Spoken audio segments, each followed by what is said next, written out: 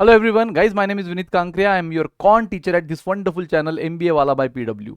तो दोस्तों आपने मेरी ऑल अबाउट ओमेट की सीरीज देखी होगी जहां पे मैंने different different OMETs like NMAT, IIFT, SNAP, XAT, CMAT, इनके pattern, syllabus, overall top colleges accepting their scores, इन सब की बात की। और साथ ही में गाइज काफ़ी स्टूडेंट्स की डिमांड भी आ रही थी कि सर अब इनका थोड़ा सा टीचिंग भी स्टार्ट किया जाए, और इसी रीज़न से अब मैं स्टार्ट कर रहा हूँ ये अपनी नई series let's start your inmate journey, जिसमें हम डिफरेंट डिफरेंट एपिसोड लाएंगे, जिसमें हम बताएंगे कि देखो भाई ये है इनमैट की level of difficulty actual questions के साथ, ये है स्नैप की लेवल ऑफ डिफिकल्टी, ये है क्वेश्चंस का पैटर्न जो कि स्नैप में, इनमैट में, आईआईएफटी में पूछा जाता है। तो यस गाइज, इसी सीरीज को ध्यान में रखते हुए आपको बहुत सी चीज़ें क्लियर हो जाएगी, क्लैरिटी आ जाएगी कि अच्छा लेवल ऑफ डिफिकल्टी, जैसे हमने सुना था कि कैट के कंपैरिजन में इनमैट की, स्नैप की लेवल ऑफ डिफिकल्टी कम है, वो बिल्कुल आपको उसका पूरी तरह आइडिया आ जाएगा। कैट के इक्विवेलेंट जैट की लेवल ऑफ डिफिकल्टी, उसका भी आपको आइडिया आ जाएगा। और साथ ही में वो क्वेश्चंस की लेवल, वो जो पूछे जाते हैं, जो पूछ चुके हैं, यानी एज अ पीवाईक्यू जो पूछ सकते हैं, है ना, तो उनसे मिलते जुलते क्वेश्चन ही हम यहाँ पे करेंगे गाइस। तो आज अपना फर्स्ट एपिसोड है जो कि एनमैट के बारे में, क्योंकि आपको पता है एनमैट का एग्जाम सबसे पहले आता है, इनफैक्ट कैट के भी पहले एनमैट की विंडो ओपन हो जाती है ना। अब ऑलमोस्ट एक वीक या मैक्सिमम फर्स्ट वीक ऑफ अगस्त में आपको इनमैट के फॉर्म्स ओपन हो जाएंगे, जो अक्टूबर से लेकर दिसंबर तक आप डिफरेंट स्लॉट्स ले सकते हो। उस पर मैंने पूरा वीडियो बनाया है, मेन एग्जाम, फिर रीटेक 1, रीटेक 2, ये सब चीज़ों पे आप आराम से वो वीडियो देख सकते हो, उसमें आपको क्लैरिटी आ जाएगी। फिर जो एडॉप्टिव पैटर्न होता है इनमैट में, एडॉप्टिव पैटर्न मतलब क्या कि जैसे अगर आपका आंसर करेक्ट होता है तो ऑटोमेटिक अगले क्वेश्चन की लेवल ऑफ डिफिकल्टी बढ़ना शुरू हो जाता है। जैसे आपका आंसर रॉन्ग होता है वैसे लेवल ऑफ डिफिकल्टी घटना शुरू हो जाता है। तो यस गाइस, ये एडॉप्टिव पैटर्न के बारे में भी मैंने अपने उस सीरीज में बात किया है। तो अपने आज की सीरीज में तो हम एक्चुअल क्वेश्चन जो इनमैट में पूछ चुके हैं या उसी के लगभग पूछे जा चुके या पूछ सकते हैं, उस टाइप के क्वेश्चंस आज हम कराने वाले हैं, सो दैट आपको एक लेवल ऑफ डिफिकल्टी की आइडिया आ जाए और आपको कॉन्फिडेंस आ जाए कि हाँ यार ये एग्जाम तो हम फोड़ सकते हैं। तो यस गाइस, शुरुआत करते हैं episode 1 let's start your inmate journey inmate के बारे में। तो शुरुआत ही हम डायरेक्ट क्वेश्चन से करेंगे। आई होप आप हमारे कोई बैचेस से जुड़े हुए हो तो आपको बेसिक सब आता है, नहीं भी जुड़े हो तो यूट्यूब पे एकदम गोल्डन खजाना आपके सामने है जिसको हम फाउंडेशन के लेक्चर्स बोलते हैं। और अगर आप फाउंडेशन के भी लेक्चर पूरी तरह देख चुके हो गाइस तो ये क्वेश्चन को आप आराम से खेल सकते हो, खासकर एनमैट, सीमैट, इन एग्जाम्स के क्वेश्चंस को तो आराम से झेल सकते हो आप। स्नैप, ठीक है, थोड़ा बहुत एक्स्ट्रा एफर्ट्स लेना पड़ेगा। Come on guys, let's start. तो देखो, a student purchased a computer system and colour printer. तो एक स्टूडेंट है जिसने की कंप्यूटर सिस्टम और कलर प्रिंटर परचेस किया है। कितने का कंप्यूटर सिस्टम नहीं पता, कितने का कलर प्रिंटर नहीं पता, ठीक है, बट दोनों उसने परचेस किया। If he sold the computer system at 10% loss and the colour printer at 20% gain. So guys, अब यहाँ पे आपको जब प्रॉफिट और लॉस के परसेंटेज दिए तो सबसे पहले आपके साथ में क्या होना जरूरी है। प्रॉफिट एंड लॉस में हमने देखा है कि आपको ये प्रॉफिट और लॉस परसेंट जब मेंशन नहीं किए होते, ये हमेशा किस पे अप्लाई होते हैं, कॉस्ट प्राइस पर। तो यस, आपके साथ में कॉस्ट प्राइस होना जरूरी है। तो मैं कंप्यूटर सिस्टम लेट, तो cost price of computer system में मान लेता हूं ₹X and cost price of क्या है, प्रिंटर, मैं मान लेता हूं ₹Y। तो क्वेश्चन बोल रहा है कि देखो अब ये क्या है, हमने ये कॉस्ट प्राइस लिया, ये सीपी है कंप्यूटर सिस्टम का और प्रिंटर का। क्वेश्चन अब आपको आगे बोल रहा है कि देखो जब हमने कंप्यूटर सिस्टम 10% लॉस में बेचा, सो अगेन ये 10% लॉस किस पे अप्लाई होगा, cost price of computer system, जो कि कितना हो जाएगा 10% ऑफ X। और जब हमने कलर प्रिंटर 20% गेन में बेचा तो 20% अगेन किस पे अप्लाई होगा, प्रिंटर के कॉस्ट प्राइस पे, यानी कि 20% ऑफ Y। तो क्वेश्चन बोल रहा है he would not lose anything, he would not lose anything. तो एक्चुअल में देखे जाए तो वो ब्रेक इवन पे रहा, नो प्रॉफिट नो लॉस। इसका मतलब यहां से जितना उसको घाटा मिला होगा उतना गेन उसने यहां कमा लिया, या यहां से जितना उसने गेन कमाया होगा उतना उसने यहां गवा दिया। मतलब हम बोल सकते हैं इस क्वेश्चन की इस लैंग्वेज से कि जितना उसने 10% ऑफ कंप्यूटर सिस्टम में खोया है उतना ही उसने 20% ऑफ प्रिंटर में पाया है, भैया बराबर। इसलिए उसको ओवरऑल क्या मिला, he would not lose anything, कुछ भी उसको ना फायदा हुआ ना नुकसान हुआ, कुछ भी उसको घाटा नहीं हुआ। सो गाइज, मुझे बताओ इसको हम क्या लिख सकते हैं, 10% ऑफ एक्स यानी 10/100 into x, 20/100 into y. Again 100 कटा, आपको क्या मिला, 10 ने 20 को डिवाइड कर दिया, बराबर। तो एक्स कितना मिला, 2y, यानी इतना तो फिक्स हो गया कि जो कंप्यूटर सिस्टम है उसकी कॉस्ट प्राइस प्रिंटर से दुगना है। है ना। कंप्यूटर सिस्टम यानी कि एक्स, उसकी कॉस्ट प्राइस, एक्स और वाई के हमारे लिए कॉस्ट प्राइस ये प्रिंटर से डबल है। चलो गाइस, ये हुई फर्स्ट कंडीशन, आगे बढ़ते हैं। But if he sell the computer system at 5% gain, इस बार 5% गेन है कंप्यूटर सिस्टम पे, and colour printer at 15% loss. Computer system पे सिर्फ 5% ही गेन हुआ, लेकिन प्रिंटर पे इस बार लॉस हुआ है, वो भी 15% का। Then he would lose 800, overall उसको 800 का घाटा हुआ है। गाइस, पहले केस में आपने देखा कि एक चीज उसने प्रॉफिट में बेची, एक चीज लॉस में बेची, बट उसको ओवरऑल कुछ भी लॉस या गेन नहीं हुआ है। इसका मतलब क्या हुआ, दोनों से मिलने वाला, यानी एक से मिलने वाला प्रॉफिट और दूसरे से जाने वाला लॉस सेम हुआ। हमने उसी से ये रिलेशन बना लिया। फिर दूसरे केस में उसने बोला है कि इस बार उसको कंप्यूटर सिस्टम पे 5% का प्रॉफिट है, लेकिन वही प्रिंटर पे 15% का लॉस है, और इसीलिए वो ओवरऑल 800 रुपए के लॉस में गया है। यानी इस बार जो उसको लॉस मिला है वो ज्यादा है देन प्रॉफिट। इसलिए ओवरऑल भले ही एक जगह इस बार भी प्रॉफिट है, दूसरी जगह लॉस है, लेकिन ओवरऑल वो लॉस में है। तो ओवरऑल लॉस में कब रहेगा, जब उसको मिलने वाला घाटा, मिलने वाला लॉस ये प्रॉफिट से ज्यादा है। तो हम बोल सकते हैं इसको लॉस कहाँ पे मिला है, प्रिंटर में। प्रिंटर की कॉस्ट प्राइस कितनी है, वाई, और वो है 15% of Y.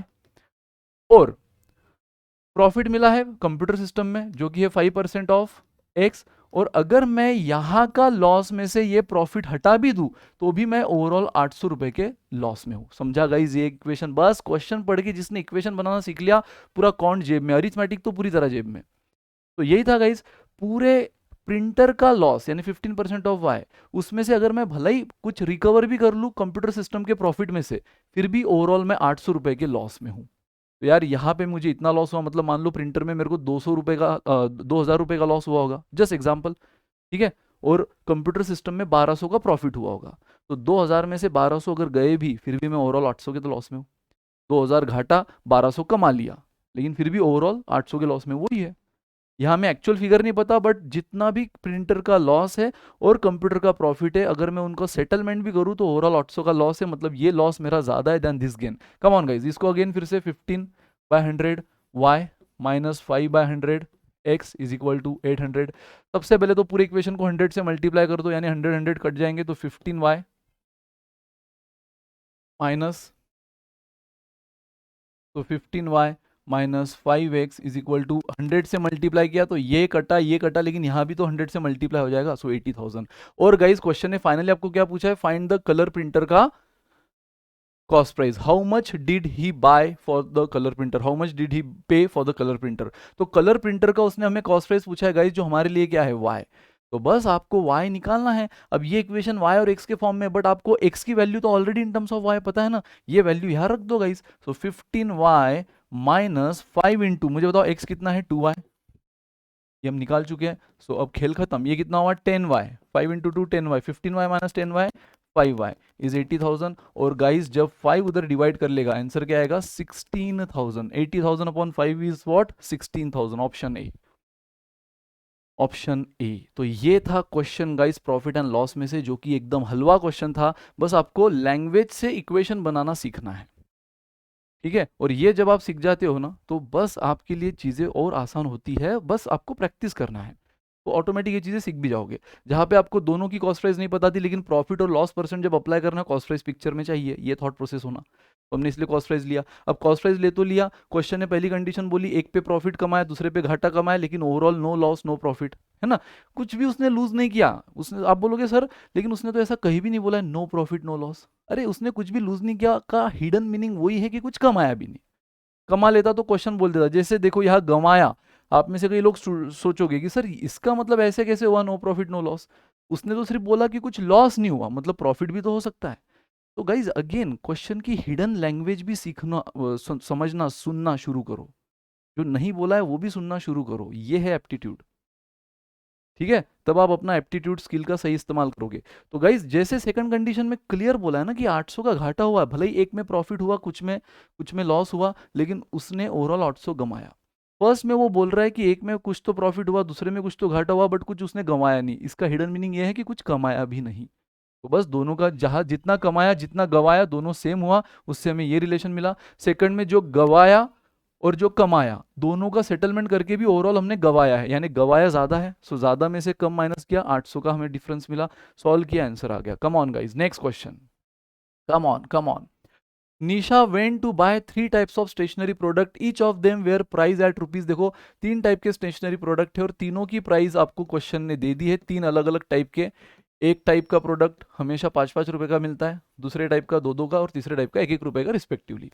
She purchase all 3 types of product. उसने ऐसा नहीं कि कोई तीन में से कोई 2 ही टाइप लिए, एक ही टाइप लिया, तीनों के तीनों लिए। क्वेश्चन की छोटी छोटी कंडीशन समझो, हलवा क्वेश्चन है। जब आपको लेंथ बड़ी दिख रही है, क्वेश्चन खोखला है अंदर से। उसने परचेस किया तीनों प्रोडक्ट, वो भी मोर देन 1 क्वांटिटी, यानी हर एक का उसने एक से ज्यादा क्वांटिटी यानी मिनिमम 2 क्वांटिटी तो लिया ही है।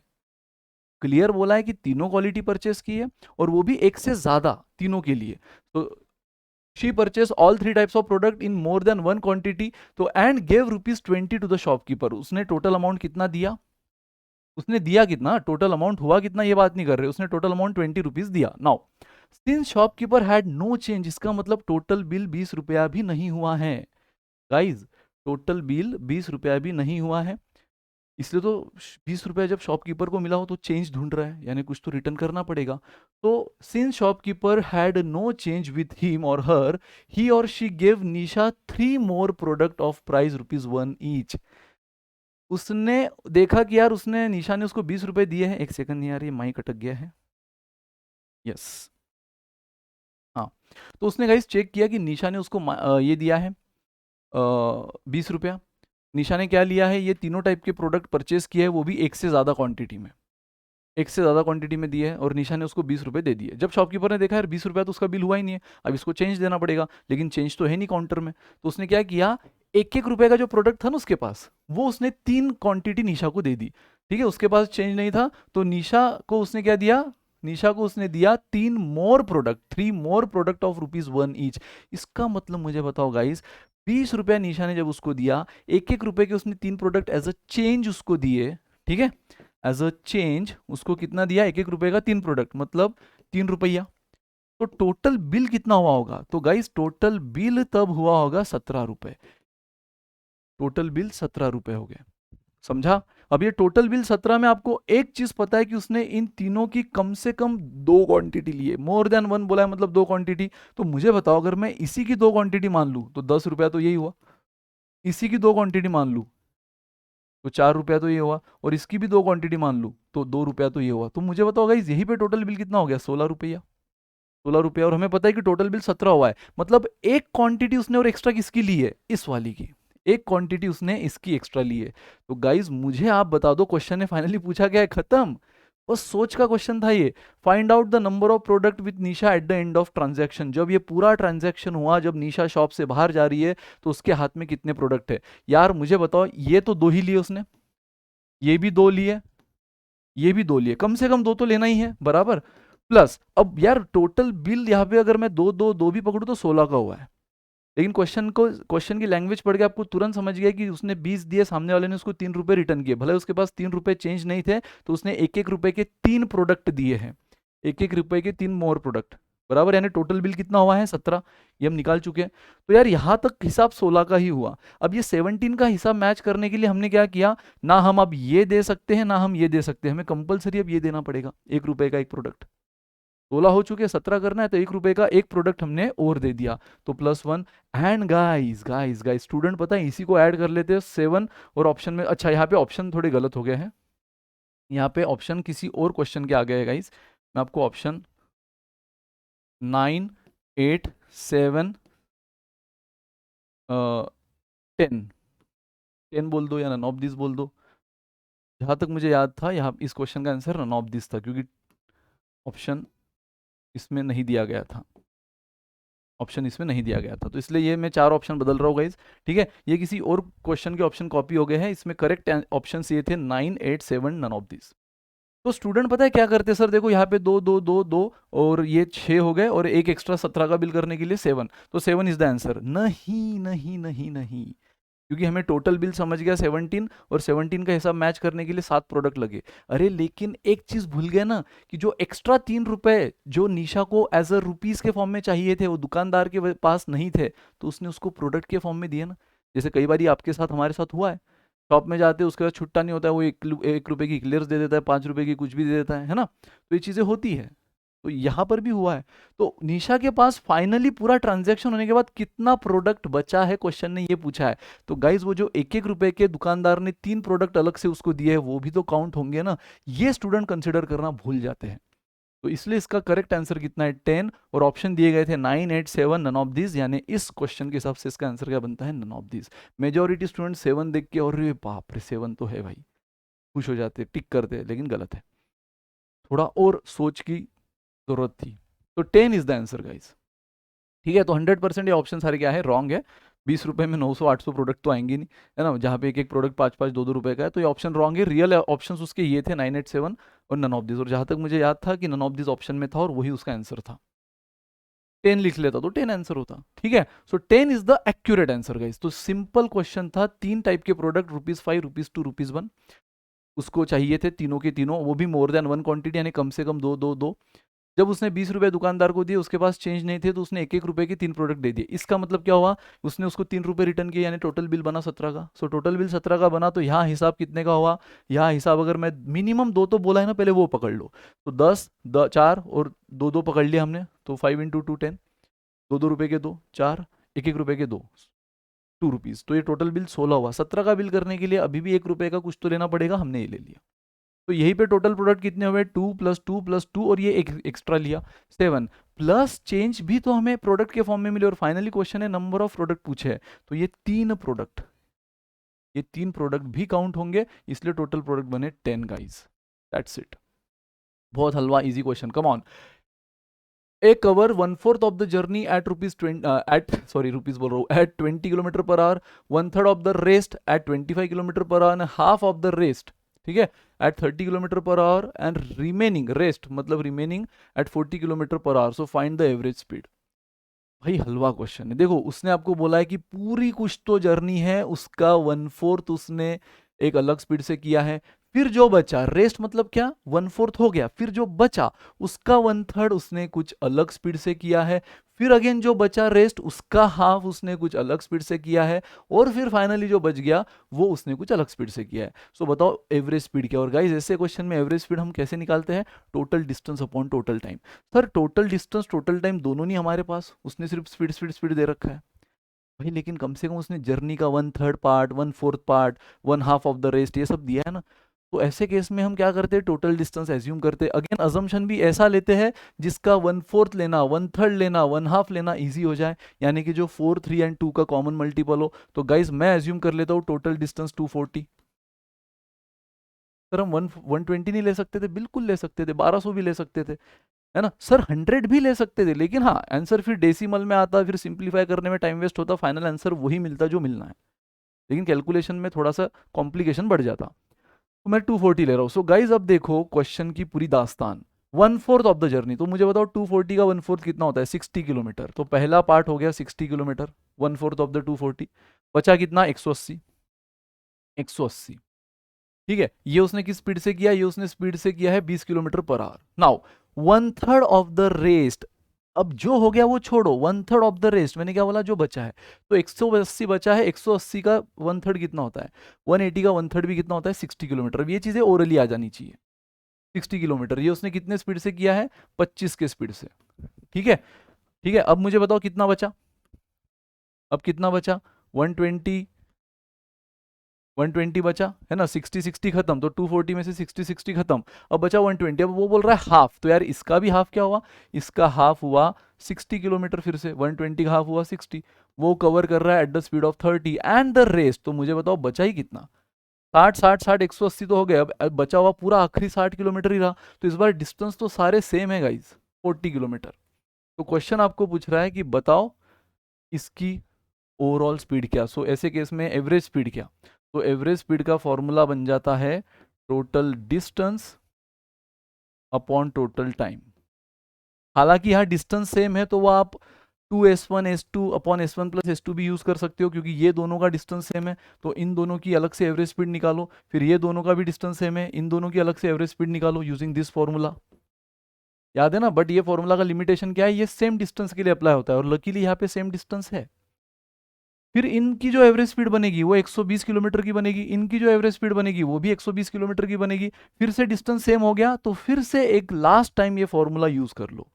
तो गाइज ये फॉर्मूला अगर आप 3 बार अप्लाई करो, इसके लिए एक बार, इसके लिए एक बार, और इन दोनों का जो अगेन डिस्टेंस टोटल 120 सेम है, तो इनकी जो एवरेज स्पीड बनेगी, इन दोनों से इसकी एवरेज स्पीड बन गई, इन दोनों से इसकी एवरेज स्पीड बन गई, और इन दोनों एवरेज स्पीड का फिर से ये फॉर्मूला यूज करोगे और आपको फाइनल आंसर मिलेगा। बट गाइज मुझे लगता है वो थोड़ा लेंदी अप्रोच है। हालांकि ज्यादा फर्क नहीं पड़ेगा, लेंदी बहुत भी लेंदी नहीं है, जिसको वो फॉर्मूला से ज्यादा फैमिलियर है आप उस फॉर्मूला से जा सकते हो। मुझे ये थोड़ा बेटर लगता है। हमने डिस्टेंस एज्यूम कर लिया, फिर क्वेश्चन के हिसाब से 1/4, 1/3, हाफ, बचा हुए का हाफ, बचे हुए का 1/3, वो सब लेते गए, हमें टोटल डिस्टेंस मिल गया है 240। अब टोटल टाइम निकालना है गाइज। अब टोटल टाइम निकालना कोई बड़ी बात है? आपको हर फेज का स्पीड एंड डिस्टेंस पता है, तो टाइम का फॉर्मूला क्या होता है? डिस्टेंस अपॉन स्पीड, है ना? टाइम का फॉर्मूला होता है डिस्टेंस अपॉन स्पीड, तो यहाँ अप्लाई कर दो। T1 आपको मिल जाएगा, डिस्टेंस है 60 अपॉन स्पीड है 20, 3 आवर्स। ठीक है, फिर यहाँ पे T2 मिल जाएगा 60 अपॉन 25, ये कितना मिला आपको? अगर मैं इसको डिवाइड कर लूँ 5 से, तो 12/5। फिर यहाँ पे 60 अपॉन 30, ये कितना मिल जाएगा? 2 आवर्स। ठीक है, और गाइज S4 60 अपॉन 40, तो ये कितना हुआ? 6/4 यानी कि 3/2। बस यार इसको अब सॉल्व कर लेंगे, आंसर आ जाएगा। सो देख लो, मुझे बताओ, यहाँ पे आया 3 T1, 12/5 T2। हालांकि आप इसको डायरेक्ट डेसिमल में लेना है, डेसिमल में भी ले सकते हो। ठीक है, 12/5 को आप डेसिमल में कितना लोगे? 2.4। ठीक है, फिर इसके बाद तो ये सीधा 2 है, और ये 3/2, 3/2 मतलब ये कितना? 1.5। तो गाइस सॉल्व कर लो, ये हुआ 240 अपॉन 3 + 2 5, 5 and 2 7, 7 8, 8.9, 8.9। अगर मुझे इसको सिंप्लीफाई करना है तो ऊपर नीचे 10 10 से मल्टीप्लाई कर ले तो डेसिमल हट जाएगा। सो 2400 अपॉन 89। और देखो सारे ऑप्शन आपको बराबर से दिए हैं, बट होल फ्रैक्शन फॉर्म में दिए। सारे ऑप्शन किस फॉर्म में दिए हैं? होल फ्रैक्शन फॉर्म में दिए। तो जो भी भाई आंसर आपका आएगा इनमें से, वो देख लो किससे एग्जैक्टली मैच हो रहा है। 2400 अपॉन 89 से कौन सा ऑप्शन है जो एग्जैक्ट मैच कर रहा है, उस पर टिक कर देना। हो सकता है कि एग्जैक्ट मैच ना करे, तो आपको फिर उसके राउंड अप ऑप्शन पे टिक करना है। ठीक है, उसके क्लोज ऑप्शन पे टिक करना है। चमका गाइस? किसी को भी कोई डाउट है तो बिंदास पूछो। हालांकि यहाँ पे कुछ तो गड़बड़ हुई है, क्योंकि ये दो ऑप्शन बिल्कुल सेम आ गए हैं। यार ऑप्शन में कुछ ना कुछ गड़बड़ हुई है ना? इसके पहले वाले क्वेश्चन में भी किसी और ही क्वेश्चन के ऑप्शंस आ गए थे। तो यार ये थोड़ा सा टाइपिस्ट की तरफ से मिस्टेक है, तो वो लेकिन मैं आपको क्लियर कर दे रहा हूँ कि वो टेंशन नको लो। मतलब इसमें 1% भी आप डायलेमा में मत रहो। प्रोसेस एक तो ये थी, या फिर वो एवरेज स्पीड वाली, वो मैंने कहा ना 2s1s2 अपॉन s1 + s2, वो भी इसलिए अप्लाई कर पाए हम क्योंकि डिस्टेंस कोइंसिडेंटली सेम आ रहे थे। तो इन दोनों के लिए एक बार फॉर्मूला, इन दोनों के लिए एक बार फॉर्मूला, फिर दोनों की जो एवरेज स्पीड बनेगी वो 120 के लिए बनेगी ना, तो उनका फिर से एक बार लास्ट बार फॉर्मूला सेम 2s1s2 वाला अपॉन s1 + s2। लेकिन अगेन ये भी कोई ज़्यादा टफ नहीं था। टोटल डिस्टेंस माना, डिस्टेंस को हमने डिस्ट्रीब्यूट किया, उसके हिसाब से टाइम निकाला, स्पीड तो दी थी, तो total distance upon total time. और यहाँ अगर आप ठीक से देखो तो ऑप्शन ए और ऑप्शन सी एग्जैक्ट क्लोज बोल रहा हूँ, सॉरी, एग्जैक्ट सिमिलर है, एग्जैक्ट सेम है। तो यहाँ कोई तो एक ऑप्शन जाएगा और वहाँ पे करेक्ट आंसर आएगा। ठीक है, तो वहाँ पे वो करेक्ट आंसर आएगा। चमका गाइस? ठीक है, तो करेक्ट आंसर क्या आना चाहिए आपको, चाहे तो वो भी हम बता देते हैं, है ना? वो करेक्ट आंसर क्या आना चाहिए वो भी बता देते हैं, मतलब आपको डायलेमा नहीं रहेगा। तो ये थोड़ा सा टाइपिस्ट की तरफ की मिस्टेक है गाइस, इसको ज़्यादा तवज्जो ना दो, फोकस करो प्रोसेस पे, फोकस करो जो अपने इस सीरीज़ का मेन मोटो है, कि हमें ये समझना है कि कैसे हमें अपने इस level of difficulty different different omit को समझना है और कैसे उस पर कॉन्फिडेंस लाना है, सो दैट हमें समझे कि और कितनी तैयारी हमें करना है, या जो तैयारी हमारी चल रही है वो बिल्कुल सही है, बस अब थोड़ा सा मॉक्स और इसकी तैयारी हमें शुरू करना है। इनमैट लेने का पहला रीज़न यही है कि सबसे पहले इनमैट से स्टार्ट होती है। ठीक है गाइस, तो आप एक काम कर लो, ऐसे काम कर लो ना, यहाँ पे एक ऑप्शन नन ऑफ दिस दे दो, है ना? यहाँ पे कोई तो एक ऑप्शन नन ऑफ दिस दे दो। अगर इनसे इनसे इनसे किसी से मैच नहीं करे तो नन ऑफ दिस पे टिक कर देना। डन है? वैसे तो आपको पता है whole fraction form to fraction form निकालने का तरीका क्या होता है? इन दोनों का मल्टीप्लीकेशन a × c प्लस जो न्यूमरेटर है वो ऐड कर दो अपॉन डिनोमिनेटर। तो जिससे भी मैच कर जाए, ये तो हमें दिख ही रहा है क्योंकि इसका यूनिट डिजिट कितना आ रहा है 27 यानी 7, और उसमें जब मैं 8 ऐड करूंगा तो यूनिट डिजिट 5 आ रहा है, तो कहीं ना कहीं ये गलत जा रहा है, एग्जैक्ट मैच तो नहीं हो रहा है ना। ये ऑप्शन क्या है हमें नहीं पता, मैंने चेक किया अभी वो नहीं दिख रहा है, ठीक है। तो लैपटॉप में मेरे, तो वो जो मैंने सेंड किया था टाइपिस्ट को वो वहाँ पे दिख नहीं रहा है, वो लैपटॉप में होगा। तो एनीवेज इसलिए मैंने एक ऑप्शन नन ऑफ दिस ले लिया है। अगर एग्जैक्ट किसी से मैच ना करे तो नन ऑफ दिस है। अगर मान लो सर अगर रन ऑफ दिस नहीं होता और फिर भी एग्जैक्ट किसी से मैच नहीं कर रहा है तो फिर क्लोज ऑप्शन पे हमेशा टिक करो। जब नन ऑफ दिस हो तो फिर कोई टेंशन नहीं, फिर रन ऑफ दिस पे टिक करो जब एग्जैक्ट मैच नहीं कर रहा है तो। लेकिन अगर एग्जैक्ट मैच भी नहीं कर रहा लेकिन नन ऑफ दिस भी नहीं है तो फिर क्लोज, जिससे भी सबसे क्लोज है उस पर टिक करो गाइस, ठीक है। आई होप आप क्लियर हो। कोई भी किसी को डाउट होगा पूछ लेना। यहाँ पे कैलकुलेशन देख लो एक बार, सब सही है ना, 240, फिर ये 3 बराबर है 60 अपॉन, फिर ये हमने 5 से डिवाइड किया तो 12, 5 बराबर, तो 2.4 भी सही है, देन ये 2 सही है और ये 1.5 सही है, तो 5 6 7 8 8.9 बिल्कुल सही है ना, बिल्कुल सही है। तो यहाँ पर आपका ऑप्शन ये गलत है, यहाँ 26 पॉइंट समथिंग आता है ना, तो 26 पॉइंट समथिंग आना चाहिए था, जो कि उसने यहाँ पे आपको 13 पॉइंट समथिंग दिया है, 13 पॉइंट समथिंग नहीं है। क्योंकि यार ये हमें देख के क्लियर हो रहा है ना इस क्वेश्चन में, 89 को अगर मैं राउंड अप 9 भी ले लूँ, 90 मतलब 89 को अगर मैं 90 भी ले लूँ तो 90 का डबल 18 होता है, यानी 1800 अगर रहता तो हम कहीं तो उसके 20s में बात करते, लेकिन उससे भी ज़्यादा है, यानी 20 और 30 के बीच का हो रहा है।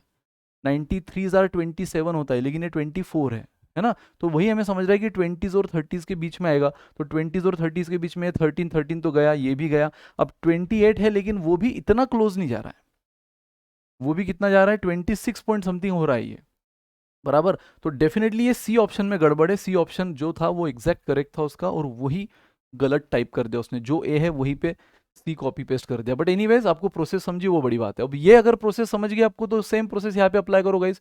Brigadier Rastogi travels from A to B, तो A to B brigadier Rastogi जाता है at the speed of 40 kilometre per hour, then on bike, ठीक है किस पे भी जाए।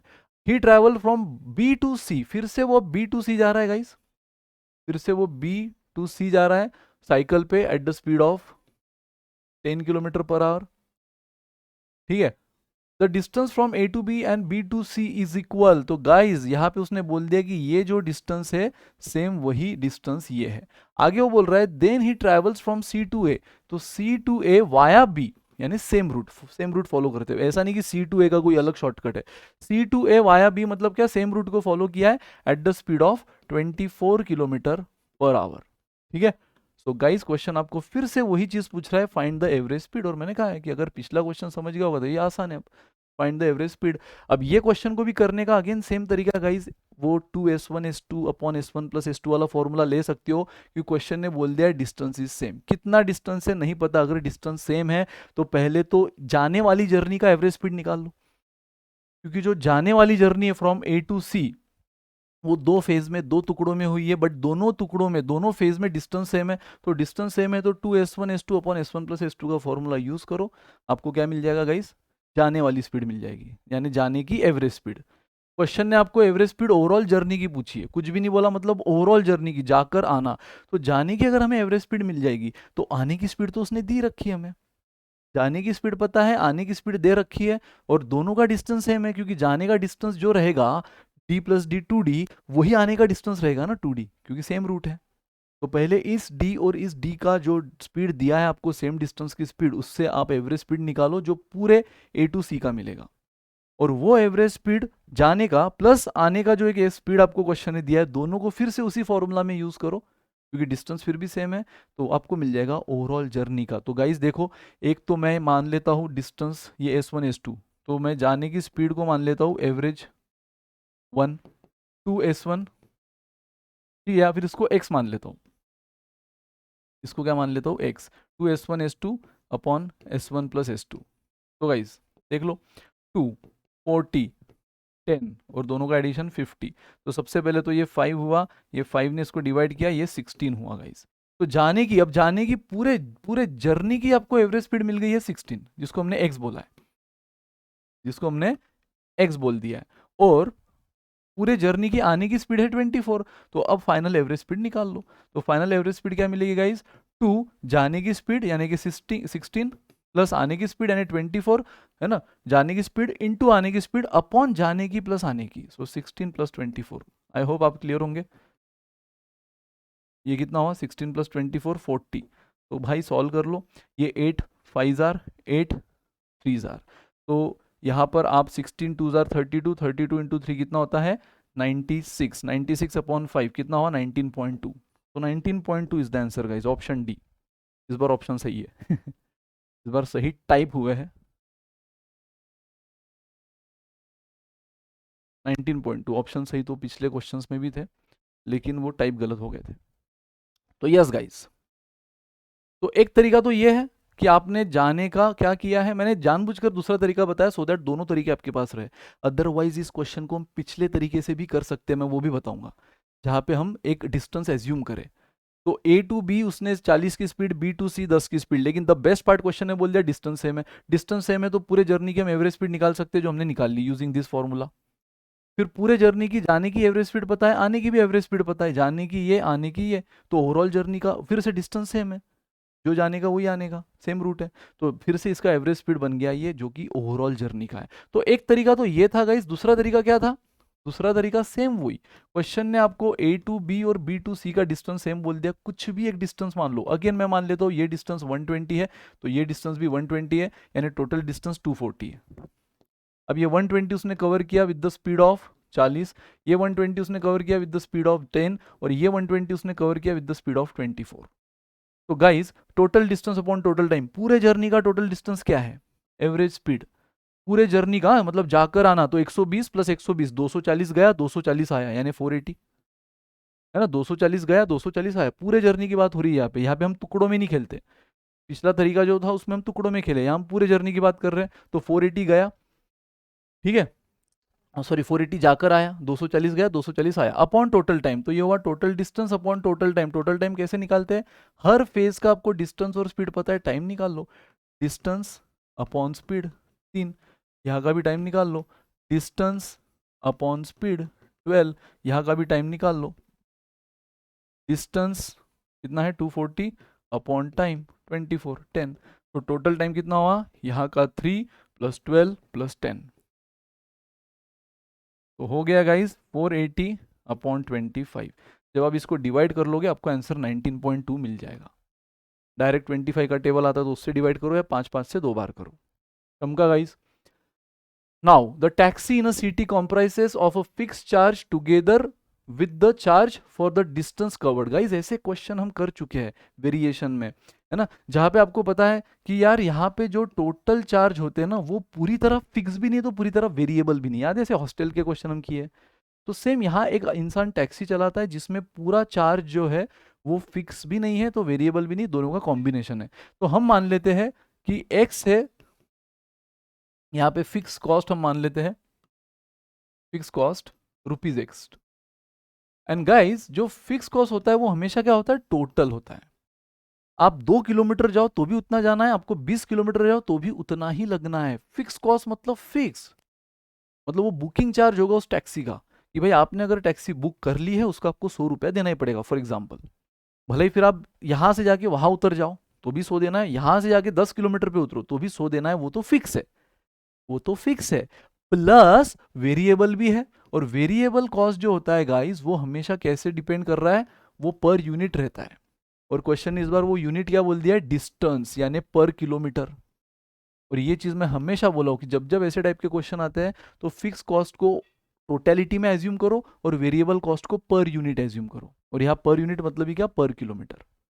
तो सिंपल है ना, यहां से यहां तक भी जाना है तो फिक्स आपको 100 रुपया देना ही है, प्लस जितना किलोमीटर आप चले हो उसके हिसाब से इंटू वाई करना पड़ेगा। अगर आप दूर भी जा रहे हो तो भी फिक्स कॉस्ट तो फिक्स ही रहेगा, उसका नाम ही है फिक्स्ड 100 रुपया।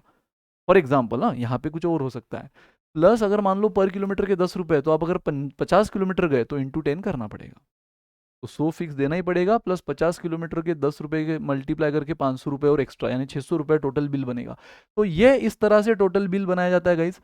टोटल बिल कैसे बनाया जाता है? Total fix cost plus total variable cost.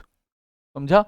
Total fix cost plus total variable cost. Total fix तो क्या रहेगा, हमेशा टोटलिटी में फिक्स रहेगा यानी एक्स, लेकिन टोटल वेरिएबल आप कैसे निकालोगे, जितना भी डिस्टेंस वो ट्रैवल किया है किलोमीटर के फॉर्म में into rupees y, into rupees y, तब जाके डिस्टेंस इंटू वाई, तब जाके आपको मिलेगा टोटल बिल। तो बस गाइज ये जिसको समझ गया अब क्वेश्चन उसके लिए आसान है, देख लो। वो बोला है for a journey of 10 kilometre, तो पहली बात हो रही है 10 किलोमीटर की, उसमें उसका टोटल चार्जेस बना है 150, तो जो टोटल चार्जेस 150 बना है गाइज वो कैसे बना होगा, उसमें x रुपया तो लगा ही होगा, मैंने कहा ना टोटल बिल देखो, टोटल बिल जो भी बना है 150, उसमें x रुपया तो लगा ही होगा, प्लस 10 किलोमीटर अगर गया है तो 10 इंटू वाई, क्योंकि y कैसे लगता है पर किलोमीटर, तो 10 किलोमीटर का 10 इंटू वाई, 15 किलोमीटर का 15 इंटू वाई, 25 किलोमीटर का 25 इंटू वाई, लेकिन एक्स एक्स एक्स हमेशा क्या लगेगा टोटलिटी में, तब जाके देखो 10 किलोमीटर का टोटल बिल ये बना, ये हुआ फर्स्ट कंडीशन। सेकंड कंडीशन देखो, for the journey of 15 kilometre total bill कितना बना है 220, अब ये 220 भी कैसे बनेगा, एक्स तो टोटल लगेगा ही, प्लस 15 किलोमीटर इंटू वाई, ये बना दूसरा इक्वेशन। गाइस क्या कर लो, दोनों इक्वेशन में माइनस कर लो, इक्वेशन 2 माइनस 1 करो या 1 माइनस 2 करो, सो 220 माइनस 150 70, एक्स माइनस एक्स कटा, 15y माइनस 5 10y 5y, सो y कितना मिल गया गाइस 14। जैसे आपको y की वैल्यू 14 मिली, उसको इक्वेशन 1 में रखो या 2 में रखो, आपको x मिल जाएगा। ठीक है, मैं इक्वेशन 2 में रख देता हूँ, 220 is equal to x 15 into 14, so guys 15 into 14 कर लो, आपको मिलेगा 210। ठीक है, हमें हमारे पास y की वैल्यू है 14, मैंने डायरेक्ट रखी 15 इंटू 14 210, तो x कितना मिला 10। यानी आप इस टैक्सी को बुक करने का चार्ज 10 रुपया तो देना ही होगा, अगर आप बुक करके कैंसिल भी कर दो तो 10 रुपया देना होगा, मतलब मान लो आप 0 किलोमीटर चले हो तो भी 10 रुपया देना पड़ेगा, ये फिक्स है। 50 किलोमीटर चले तो भी फिक्स है, और पर किलोमीटर 14 रुपया देना है। तो फाइनली क्वेश्चन है, बोल दिया find the total bill for 25 kilometre. अरे भाई क्या ही तो बात है। तो टोटल बिल फॉर 25 किलोमीटर कैसे निकालोगे गाइज, एक्स तो लगना ही है, प्लस 25 इंटू वाई, सो एक्स कितना निकला हमारा 10, एंड 25 इंटू 14, तो गाइज ये 10 प्लस 25 इंटू 14 कितना होता है 350, तो 360 इज द आंसर। समझा guys, 360 is the answer, option B, option B. बहुत easy question, come on next. A cylinder of diameter 8√3, तो एक सिलेंडर है गाइस, एक सिलेंडर जिसकी डायमीटर है 8√3, तो डायमीटर दी है, is taken out from a cone. अब ये सिलेंडर हमने एक बड़े से कोन में से निकाला है गाइस, ये बड़ा सा कोन है, इसमें से हमने कट करके एक सिलेंडर निकाला है, इस कोन को बराबर से हमने ऐसा कट किया है सिलेंड्रिकल शेप में, और ये सिलेंडर उसमें से निकाला है, यानी ये ज्यादा वॉल्यूम वाला है, इसमें से कट करके हमने ये निकाला जिसकी डायमीटर है 8√3। तो गाइज क्लियर क्वेश्चन बोल रहा है cylinder of this diameter is taken out from a cone of base diameter, देखो इसकी भी डायमीटर दे रखी है 16√3, तो इसकी डायमीटर कितनी है 16√3 base diameter. Height is 30 unit, लो भाई साहब हाइट आपको पता है कहाँ से, सेंटर टू वर्टेक्स, ये हाइट आपको कितनी दे रखी है 30 यूनिट्स। ठीक है, if the height of cylinder is 2/3, लो इसकी भी हाइट आपको दे दी है, लेकिन कैसे दी है 2/3 ऑफ द कोन, यानी जो भी हाइट है कोन की उसका 2/3, तो भाई ले लो आप ही कितना हुआ 20, तो बातों बातों में उसने आपको सिलेंडर की भी हाइट कितनी दे दी है 20। तो आपको क्वेश्चन पूछ रहा है guys then find the volume of remaining part of cone, यानी गाइस क्या करना है आपको, आपको पता है कि ये सिलेंडर कहाँ से निकला, इसमें से, यानी इसमें से कई सारा हिस्सा अब हमने निकाल लिया है, तो जो बचा उसका वॉल्यूम क्या, तो करोगे कैसे, कोन का वॉल्यूम निकाल लो, सिलेंडर का वॉल्यूम निकाल लो, दोनों का हाइट एंड रेडियस आपके पास है, भले उसने डायमीटर दे दी है, तो इससे रेडियस हमें क्या मिल जाएगी, इसका हाफ यानी 4√3, इससे हमें रेडियस क्या मिल जाएगी, इसका हाफ यानी 8√3, हाइट आपको दी है, बस यही दो डायमेंशन चाहिए वॉल्यूम निकालने के लिए, फिर जो टोटल कोन का वॉल्यूम आएगा उसमें से ये हटा देना। अरे बच्चों वाला क्वेश्चन, बस कैलकुलेशन वाला क्वेश्चन और फॉर्मूला याद रखने का क्वेश्चन। तो देख लो कोन का वॉल्यूम कितना होता है 1/3 पाई आर स्क्वायर एच। अब सारे ऑप्शन देखो ऑलमोस्ट पाई पाई पाई के फॉर्म में, तो पाई को मत छेड़ो, पाई को बिल्कुल मत छेड़ो, पाई को एज इट इज रखो, तो 1/3 इंटू पाई, आर क्या है 8√3, लेकिन उसका स्क्वायर है, तो 8 का स्क्वायर लगे हाथों 64 और √3 का स्क्वायर 3 बराबर, तो आर स्क्वायर ले लिया गाइज हमने, 8 का स्क्वायर 64 √3 का स्क्वायर 3 इंटू हाइट, हाइट कितना है 30, तो देखो ये 3 और ये 3 कटा, फाइनली आपको कितना मिला 1920 पाए। 1920 पाई मिला, ये वॉल्यूम। अब गाइस हम इसकी वॉल्यूम निकाल लेंगे। इसकी वॉल्यूम क्या होती है? पाई आर स्क्वायर एच। अगेन यहाँ पर भी पाई को एज इट इज रखते हैं। आर कितना है यहाँ पे? आर है 4√3। तो गाइस आर स्क्वायर है, तो 4 का स्क्वायर 16, √3 का स्क्वायर 3, एंड हाइट है 20। तो देख लो 48 इंटू 20 960 पाई। तो पूरे कोन का वॉल्यूम था 1920 पाए, उसमें से सिलेंडर का वॉल्यूम निकला 960, जो हमने उसी में से एक टुकड़ा निकाला है सिलेंड्रिकल शेप का, तो वो वॉल्यूम निकला 960 पाए। बस उतना हटा दो, बचा हुआ क्या हुआ? Remaining portion of volume of cone. ठीक है, और क्वेश्चन ने वही पूछा, तो रिमेनिंग पार्ट का फाइनल आंसर कितना आएगा guys? Remaining volume of cone.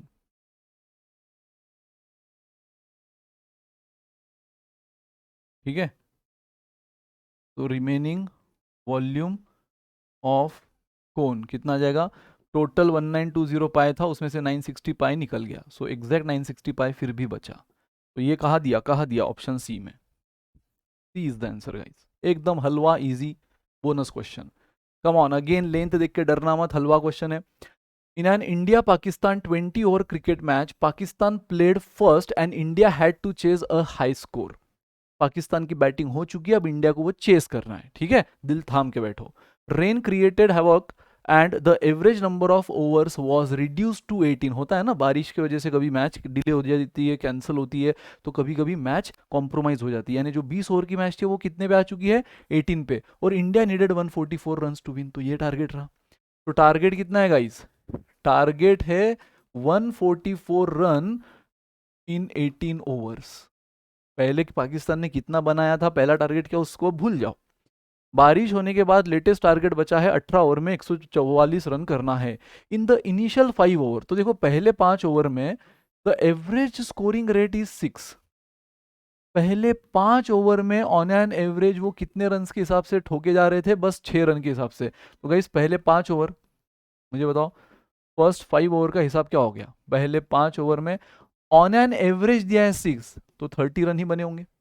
पहले 5 ओवर में 30 रन बने। उसके बाद but in next 5 over it increase to 8। Guys अगले 5 ओवर में जो एवरेज हमारा 6 का था ना, वो बढ़कर 8 पे हुआ। फिर भी ये टोटल रन कितने हो गए? 40 run. Now then it then decline to 5 in next 5 over guys. उसके बाद देखो ये जो 5 ओवर का खेल उसने हमें दिया है, पहले 5 ओवर में 6 का ओवरऑल एवरेज था, फिर अगले 5 में 8 का, फिर वापस वो डिक्लाइन हुआ किस पे? 5 पे इन नेक्स्ट 5 ओवर। 25 रन।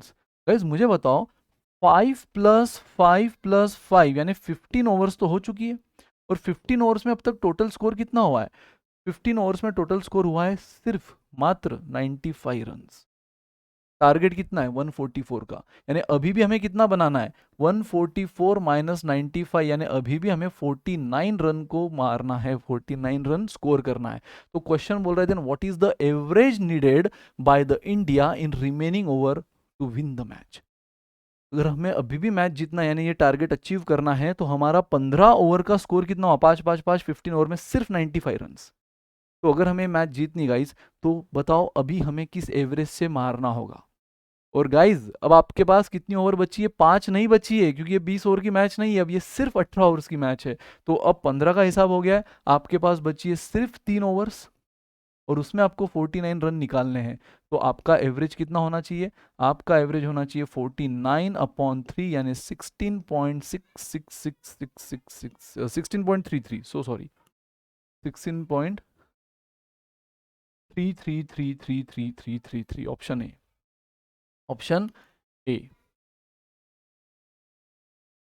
सारा इरेज हो गया, एक सेकंड ना। 5 ओवर्स में, पहले 5 ओवर्स में 5 इंटू 6 30, अगले 5 ओवर्स में 5 इंटू 8 बराबर 40, सेम वही चीज़ है जो मैंने लिखी थी। और अगले 5 ओवर्स में 5 इंटू 6, 5 इंटू 5 25, यानी 95 रन हो गए हैं। अब बचे कितने हैं? 3 ओवर्स, उसमें हमें कितना भी बचाना है? 49 रन, क्योंकि हमारे पास 144 का टारगेट है, 95 रन बन चुके हैं, 49 अभी भी बनाने हैं इन 3 ओवर्स। तो हमारा एवरेज क्या रहना चाहिए गाइस? 49/3, 16.33, जो कि है ऑप्शन ए। तो क्वेश्चन मैंने कहा ना कुछ भी नहीं था, सिंपल एवरेज का क्वेश्चन था गाइस। तो एनमैट में ऐसा भी होता है, मैंने कहा ना एडॉप्टिव पैटर्न है, जैसे आप करेक्ट करते होगे थोड़ी सी लेवल ऑफ डिफिकल्टी बढ़ती दिखेंगी, एक भी अगर रॉन्ग हो गया लेवल ऑफ डिफिकल्टी घटती दिखेगी। कंप्यूटर बेस्ड एडॉप्टिव पैटर्न है ये। Come on guys, a manufacturer of a certain item can sell all he can produce at the selling price of rupees 60 each. मतलब उसने selling price क्या दे दी आपको, rupees 60 each यानी per unit.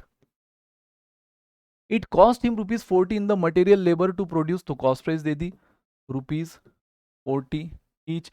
लेकिन guys ये cost price सिर्फ किसकी दी उसने, ये कॉस्ट प्राइस में उसने सिर्फ मटेरियल को और लेबर को कंसिडर किया है ना. मटेरियल लेबर ये तो डायरेक्ट कॉस्ट हो गई, उसके अलावा भी कुछ इनडायरेक्ट कॉस्ट होते हैं ना, जैसे electricity bill, rent and everything.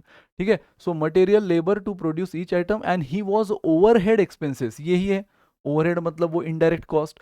तो यहाँ पे ओवरहेड एक्सपेंसेस भी है, मतलब यहाँ पे ये टोटल कॉस्ट प्राइस नहीं है, ये सिर्फ मटेरियल और लेबर की कॉस्ट प्राइस है. ओवरहेड एक्सपेंसेस कितना दे दिया है आपको, ₹3000 पर वीक. अच्छी से समझना बात को, ये आपको क्या दिया रखा है, ये आपको दे रखा है selling price per unit, cost price भी पर यूनिट, ईच मतलब ही पर यूनिट, लेकिन जो ओवरहेड एक्सपेंसेस है गाइस वो पर वीक का दिया है. तो अब आपको क्या करना होगा, आगे बात करेंगे, पहले देख लेते. पूछा गया find the number of unit he should produce and sell in order to make a profit of at least ₹1000 per week. तो गाइज यहाँ पे प्रॉफिट भी किस हिसाब से दे रखा है, प्रॉफिट जो कमाना है उसको वो भी 1000 पर वीक के हिसाब से, पर यूनिट के हिसाब से नहीं. तो गाइज बेस्ट चीज क्या होगी, आपको बोला find the number of unit produce, तो नंबर ऑफ यूनिट प्रोड्यूस तो हमें निकाल लेना है. ठीक है, तो नंबर ऑफ यूनिट प्रोड्यूस मैं एज्यूम कर लेता हूं x. ठीक है, और वो भी किसके, number of units produce and sell, वो मैं x एज्यूम कर रहा हूं, लेकिन वो x पर डे के नहीं, वो x एज्यूम कर रहा हूं मैं पर वीक के. मतलब मान लो पूरे हफ्ते में मैं x यूनिट बना बनाकर बेचता हूं, प्रोड्यूस एंड सेल, और यही पूछा है number of unit produce and sell, तो मैं x यूनिट बना बनाकर बेचता हूं, और वो बनाने के लिए मेरे को 3000 तो ओवरहेड एक्सपेंसेस यानी क्या है, इनडायरेक्ट कॉस्ट, जिसमें इलेक्ट्रिसिटी, रेंट, ये सब आ गया. ठीक है, ये पूरे हफ्ते का लग जाता है. प्लस ये बनाने के लिए भाई मटेरियल लगता है, रॉ मटेरियल बनाने वाले लेबर को सैलरी देनी पड़ती है, तो वो हमने पर यूनिट निकाला है. वो पर यूनिट कितना है हमारा, 40 रुपीज. तो गाइस अगर 40 रुपीज एक यूनिट का, तो हमने कितने यूनिट मान रखे हैं पूरे वीक में, एक्स, तो पूरे वीक का कितना हो जाएगा 40x, और वो बेचकर हमें टोटल रेवेन्यू कितना मिलता है गाइस, 60 रुपीज पर यूनिट. तो 60 पर यूनिट, तो पूरे हफ्ते में कितना बेच रहे हैं, एक्स, प्रोड्यूस एंड सेल दोनों का एक्स माना है ना, तो 60x. ठीक है, सो गाइस टोटल रेवेन्यू हो जाएगा 60x. टोटल कॉस्ट में मेरे को पूरे हफ्ते का कॉस्ट तो एक तो पता ही है 3000 जो कि इनडायरेक्ट है, और डायरेक्ट में पर यूनिट पता है, तो पूरे हफ्ते का प्रोडक्ट को मल्टीप्लाई कर दो 40x. और जब आप रेवेन्यू में से कॉस्ट माइनस करोगे आपको क्या मिलेगा, प्रॉफिट. एंड लकीली प्रॉफिट भी कैसे दे रखा है, पर वीक. तो गाइस सिंपल इसका फंडा था, total revenue per week minus total cost per week is total profit per week.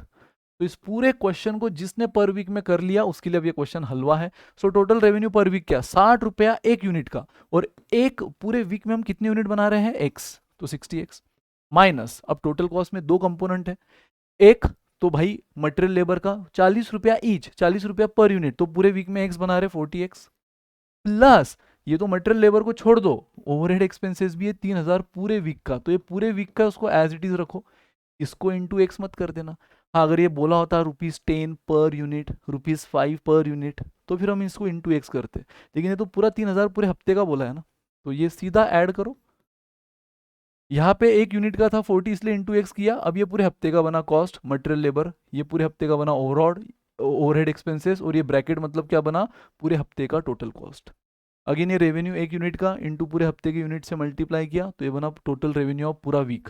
तो पूरे वीक का रेवेन्यू माइनस पूरे वीक का कॉस्ट इस पूरे वीक का प्रॉफिट, और पूरे वीक का प्रॉफिट कितना दे रखा है, 1000. खेल खत्म गाइस, खेल खत्म. सॉल्व कर लो, 60x माइनस माइनस से अंदर मैं मल्टीप्लाई करूंगा, तो ये माइनस प्लस माइनस हो जाएगा इज इक्वल टू 1000. अब मुझे बताओ ये सब्ट्रैक्शन कितना आएगा, 20x माइनस 3000 RHS में जाके ऐड हो जाएगा 4000, तो x आपको कितना मिला गाइस, 200. और यही तो पूछा था क्वेश्चन ने, यही तो पूछा था, number of unit produce and sell, जो हमने x माना था 200 is the answer guys. Come on, next question. A number when divided by 765, एक नंबर है, कौन सा नंबर है n, जिसको हमने 765 से डिवाइड किया, तो मुझे रिमाइंडर मिला 42. रिमाइंडर कितना मिला, 42. क्वेश्चन कितना मिला पता नहीं, मैं क्वेश्चन मान लेता हूँ क्यों, क्वेश्चन मान लेता हूँ क्यों. गाइस अब आपको ये पता चाहिए आपको अब ये चीज मालूम चाहिए कि हम इसको क्या बोलते हैं पता है? डिवाइजर। इसको हम बोलते हैं डिवाइजर। ये मैंने देखो फाउंडेशन में नंबर सिस्टम के फर्स्ट क्लास में एक्सप्लेन किया है। इसको हम बोलते हैं डिविडेंड, इसको हम बोलते हैं रिमाइंडर, ठीक है, और इसको हम बोलते हैं कोशंट। और इन चारों का आपस में रिलेशन है। ये जो नंबर है ना, जो मेन नंबर जिसको हम डिवाइड कर रहे हैं, जिसको हम डिविडेंड बोल रहे हैं, ये जो डिविडेंड होता है गाइस, इसको पहले मैं फॉर्मूला के फॉर्म में लिखता हूँ फिर सिंबल के फॉर्म में। तो डिविडेंड इज इक्वल टू, सबसे पहले तो डिवाइजर इंटू कोशंट, डिवाइजर जिससे हम डिवाइड कर रहे हैं और जो हमें कोशंट मिला है, इनका मल्टीप्लीकेशन प्लस रिमाइंडर। अगर कुछ रिमाइंडर मिला है तो वो आखिरी में ऐड कर देना, नहीं मिला है तो फिर जीरो, ठीक है, रिमाइंडर की जगह जीरो लिख लेंगे अगर नहीं मिला है तो गाइस इसी को मैं अगर सिंबल फॉर्म में लिखूं तो डिविडेंड कौन है हमारा? एन। एन मतलब क्या? एक्चुअल में वो नंबर, एक्चुअल में वो नंबर जिसको हम डिवाइड कर रहे हैं 765 से। तो ये नंबर हमें कैसे मिलेगा? डिवाइजर, यानी 765 से डिवाइड कर रहे हैं इसलिए वो डिवाइजर, इंटू क्वोशंट मैंने क्यू मान लिया है, प्लस रिमाइंडर 42। तो गाइस ये रहा हमारा नंबर 765Q प्लस 42।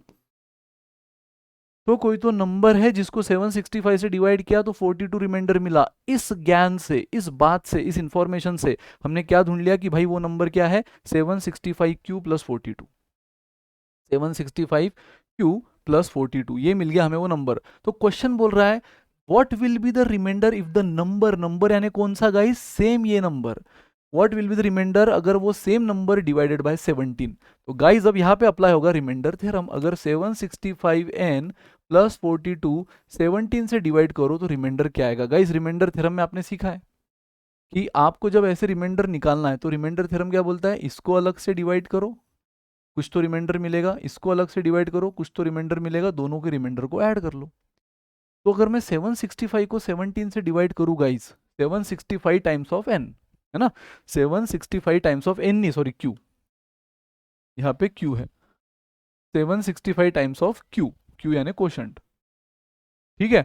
तो इसको अगर मैं 17 से डिवाइड करूँ गाइस तो ये तो कंप्लीटली डिवाइड होगा ना, ये तो कंप्लीटली डिवाइड होगा क्योंकि 765 ये 17 से कंप्लीटली डिवाइड हो रहा है। देखो 7 4 जार 68, 7 5 जार 85, कुछ भी रिमाइंडर नहीं मिल रहा है, तो दिस इज कंप्लीटली डिविजिबल। तो अगर 765 टाइम्स ऑफ क्यू, मुझे बताओ अगर 765 17 से डिवाइड हो रहा है तो यहाँ इंटू क्यू, Q1 हो या Q2 हो या Q3 हो, कुछ भी फर्क पड़ेगा? अगर ये कंप्लीटली डिवाइड हो रहा है तो 45 इंटू 3, ये तो आपको कुछ ना कुछ क्वोशंट आंसर ही देगा ना, रिमाइंडर थोड़ी देगा, क्योंकि ना रहेगा बाज ना बजेगी बांसुरी, 17 तो इससे कैंसिल हो गया ना। तो अब आपके पास रिमाइंडर कुछ नहीं बचा, यानी इसका रिमाइंडर अगर आप देखो तो इसका रिमाइंडर क्या है? जीरो। हाँ लेकिन ये तो हुआ सिर्फ फर्स्ट पार्ट ना, प्लस प्लस अब आपको क्या बोला रिमाइंडर थ्योरम? दूसरे को भी 17 से डिवाइड करो, तो 17 2 जार 34, 34 छोड़ो, 17 2 जार 2 क्वोशंट आया, हमें देखना है रिमाइंडर क्या। तो 17 2 जार 34 होता है, 42 माइनस 34 कितना हुआ? 8। सो 0 plus 8, 8 is the answer guys.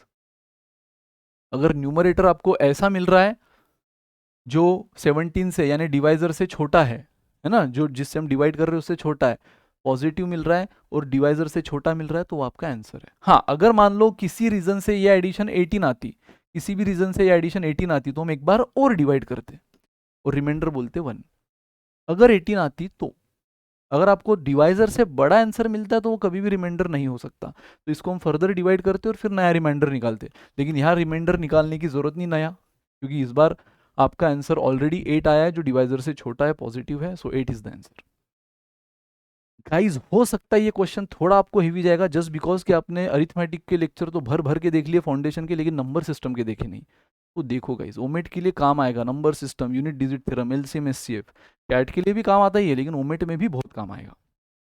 तो गाइज ये प्योरली ऐसे क्वेश्चन हम आज देख रहे हैं जो इनमेट में पूछे जा चुके हैं या लगभग इसी वैरायटी के पूछे जा चुके हैं या पूछ सकते हैं, ठीक है।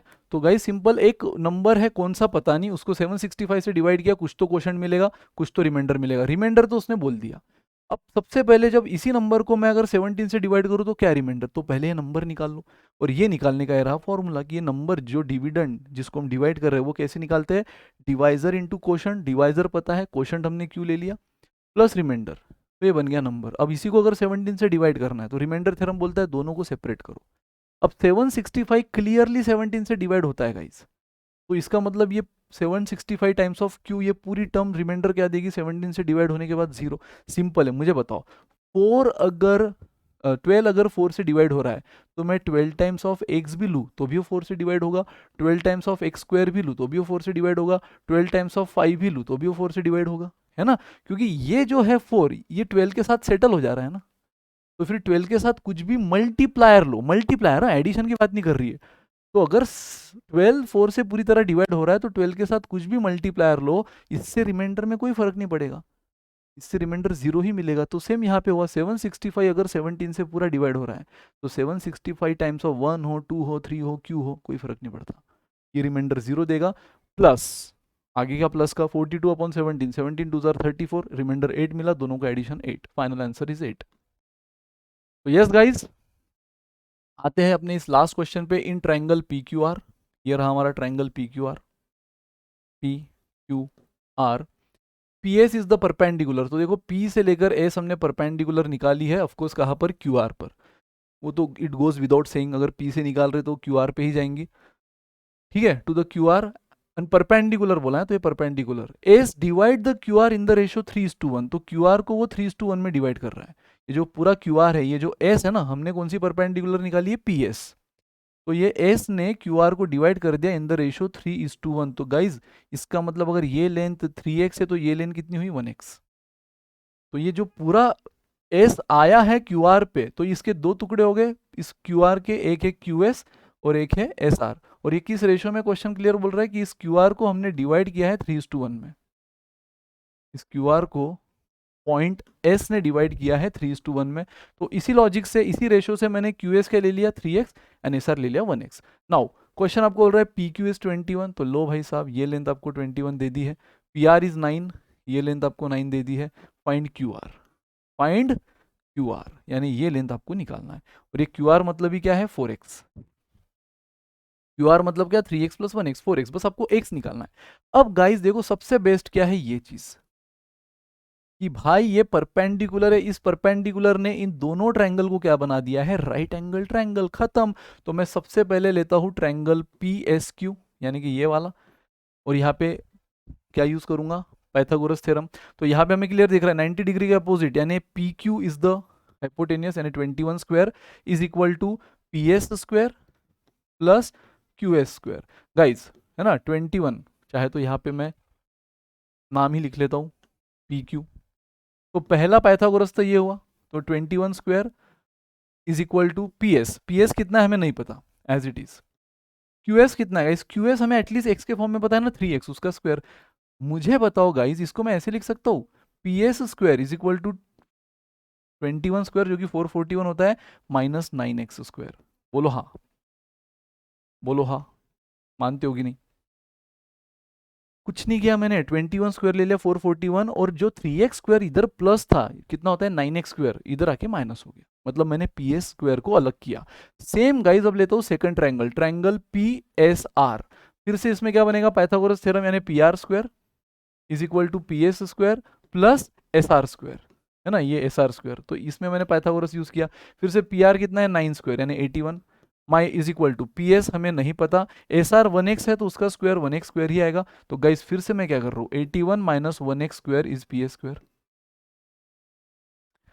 अब आप एक चीज बहुत अच्छी से देख रहे हो गाइस कि हमने पूरे क्वेश्चन को क्या कर दिया है, ये भी पी एस स्क्वायर का वैल्यू हुआ, ये भी पी एस स्क्वायर का वैल्यू हुआ, तो दोनों में आर एच एस सेम है, एल एच एस को इक्वेट करो, दोनों में आर एच एस सेम है, एल एच एस को इक्वेट करो, तो 441 minus 9x square is equal to 81 minus X square. आप समझ गए होंगे, अब इससे सॉल्व हो जाएगा। सबसे पहले 81 इधर आ गया, कितना बना 360, माइनस 9 स्क्वायर इधर गया 9x स्क्वायर, तो माइनस इधर जाके प्लस हो जाएगा, सो 9x स्क्वायर, बट ये तो माइनस ही है, तो 9x square minus 8x square, 8x, 9x square minus उधर प्लस हो जाएगा माइनस 1x स्क्वायर, तो 9x square minus X square 8x square, 8 ने इधर डिवाइड कर लिया तो ये आ गया 44 बराबर, 8 ने इधर डिवाइड कर लिया तो ये कितना आया, 8 4 जार 8 5 जार 45, sorry 45। Now taking square root on both side, अब स्क्वायर रूट पॉजिटिव ही लेना, प्लस माइनस मत लेना, क्योंकि ये साइड है, एक्स मतलब क्या है, साइड में हमने लिया है, साइड कभी भी निगेटिव नहीं होगी। तो गाइज आपको मिला √45, लेकिन अब आपको एक तो पहली बात ऑप्शन देखो, ऑप्शन में आपको क्या दिया है, √5 √5 √5 √5। तो चेक करो कि क्या √45 को हम और स्मार्टली कुछ अलग लिख सकते हैं। Yes, √45 can be written as 9 × 5, but 9 तो परफेक्ट स्क्वायर, उसको बाहर ले लो। तो उसको हमने बाहर ले लिया 3 √5। तो गाइज एक्स आपको मिल गया 3 √5, लेकिन क्वेश्चन ने आपको एक्स नहीं पूछा है, क्वेश्चन ने आपको क्यू आर पूछा है। क्यू आर मतलब पूरा क्यू से लेकर आर 4x है, तो 4 × 3 टाइम्स ऑफ √5। एक्स हमें कितना मिला, 3 टाइम्स ऑफ √5, तो 4 × 3 12 √5। आई होप आपको क्लियर है। 12 √5 इज द आंसर। गाइज ये एक्सप्लेन कर रहा हूँ इसलिए इतना सब लिख रहा हूँ। अगर खुद एग्जाम दे रहे होते आप, मैं, तो इतना value P Q P S Q S triangle ये कौन लिखता, हम तो सीधा कैलकुलेशन यहाँ से स्टार्ट करते, खत्म। तो बस विजुअलाइजेशन का क्वेश्चन है गाइज, बिलीव मी इन मैट बहुत इजी है एज कंपेयर विद कैट। अगर आप कैट के लिए प्रिपरेशन कर रहे हो तो इन मैट तो आपको वैसे भी थोड़ा हलवा लगना शुरू हो जाएगा। बस उसके पैटर्न को समझो, एडोप्टिव पैटर्न से फैमिलियर हो जाओ। और वो आप कैसे होंगे, जैसे मॉक टेस्ट देना स्टार्ट करोगे, है ना। तो मॉक टेस्ट कोई भी हो यार, सिर्फ कैट नहीं, ओमेट के लिए भी आपको बिना मॉक टेस्ट के तो जाना ही नहीं एग्जाम में।